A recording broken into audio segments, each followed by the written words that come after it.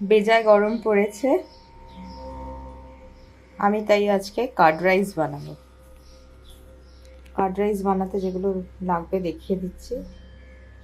টক দই, এটা ঘরে পাতাও হতে পারে, নাহলে কিনে নিতে পারেন। ধনে পাতা ভালো করে ধুয়ে কুচিয়ে রেখেছি, কারি পাতা, একটুখানি কাজু বাদাম, আদা কুচোনো, টমেটো সরু সরু করে কুচিয়ে নিয়েছি, পেঁয়াজও কুচিয়ে নিয়েছি সরু সরু করে, অল্প ছোলার ডাল, এটা কিন্তু ধোয়া না, অল্প অরহর ডাল, জিরে ফোড়ন, সর্ষে ফোড়ন, অল্প কিশমিশ। যারা মিষ্টি ভালোবাসেন তাদের এইটা ভালো লাগবে, যারা মিষ্টি ভালোবাসেন না তাদের কিশমিশ দেওয়ার দরকার নেই। ভাতটাও রান্না করে রেখেছি। ভাতটা একটু নরম নরম করে রান্না করে নিয়েছি। এবার পরিমাণ মতো ভাত, যতটা আমি খাবো ততটা এই পাত্রে নিয়ে নিয়েছি।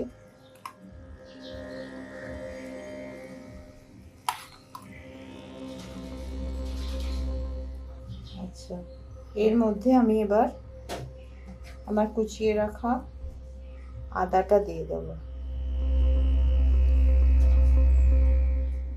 আর দিয়ে দেবো আমার টক দইটা।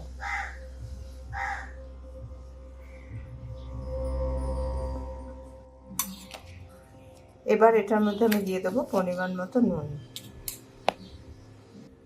এবার এটাকে ভালো করে মেখে নেবো দইটা। এটার মধ্যে আপনারা এটাকে নরম করার জন্য আরেকটু দুধও দিতে পারেন, আমি যদিও দুধ পছন্দ করি না বলে দুধ দিচ্ছি না। এবার গ্যাসের মধ্যে আমি কড়া চড়িয়েছি, তার মধ্যে তড়কা বানানোর জন্য আমি ঘি দেব। আপনারা তেল দিয়েও করতে পারেন, তবে ঘি দিয়ে করলে এটা আরও ভালো খেতে লাগবে। আমি খুব অল্প করেই ঘি দিলাম। ঘিটা গলে যেতে আমি তাতে দেব সর্ষে ফোড়ন,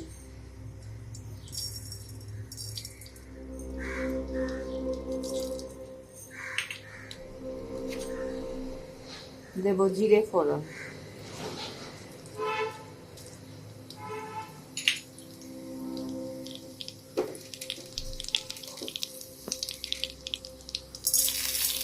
দেব ছোলার ডাল, গ্যাসটা কমিয়ে দিয়েছি,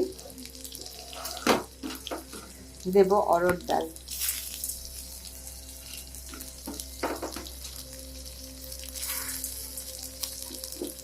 এটা আমি কাঁচাই দিচ্ছি, এটা কিন্তু আমি ধুয়ে নিই।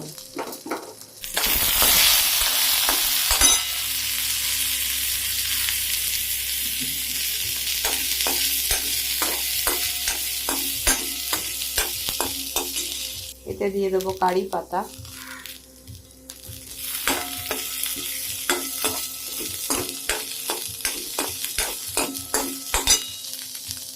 এতে দিয়ে দেবো পেঁয়াজ এবং টমেটো,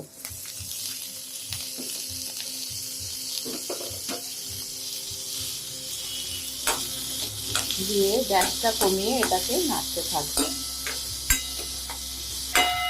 এটা কিন্তু একদম ভাজা ভাজা হবে না, কিন্তু হালকা একটু নাড়তে হবে।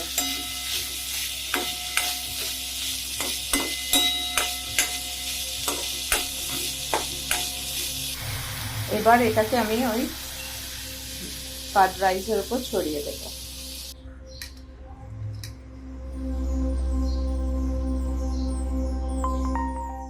কড়াইয়ে যে ঘি লেগে আছে তাতে একটু কাজু বাদামগুলো নেড়ে নিচ্ছি। আমি তেল ঘিটা যেহেতু বেশি পছন্দ করি না, তাই আলাদা করে আর ঘি দিলাম না, জাস্ট একটু নেড়ে নিচ্ছি।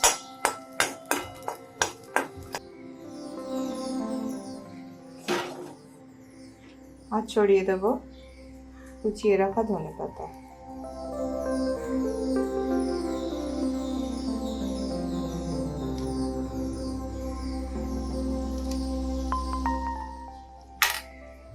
এবারে চামচ দিয়ে এটাকে সুন্দর করে মিক্সিং করে নেব।